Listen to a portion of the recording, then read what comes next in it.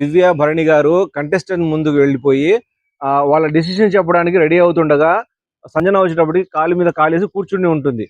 అది చూసి అటు తిరిగి భరణి, నేను చెప్పాను కదా ఈమె ఎంత కేర్లెస్ గా కూర్చుంది, ఎంత ఈ యాటిట్యూడే నాకు నచ్చదు, అందుకోసమే నేను వద్దన్నానంటే నువ్వెవరు?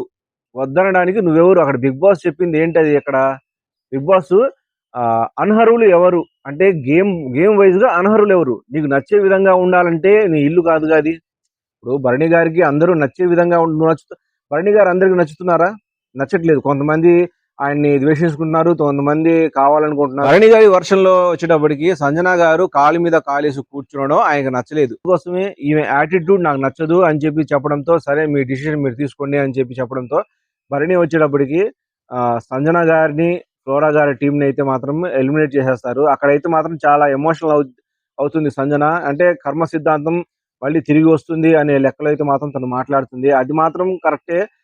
అక్కడ చూస్తున్న ఆడియన్స్ కూడా ఈ డిసిషన్ అన్ఫేర్ డిసిషన్ అని చెప్పేసి అందరికీ అర్థమైంది. ఎందుకంటే గేమ్ వైజ్ గా చూసుకున్నట్లయితే శ్రీజ, సుమన్ శెట్టి అయితే చాలా వీక్ గా ఉన్నారు. వాళ్ళని తీయకుండా వాళ్ళకంటే బెస్ట్ గా ఆడిన టీం ని తీయడం అనేది మాత్రం చాలా అన్ఫేర్ అనిపించింది.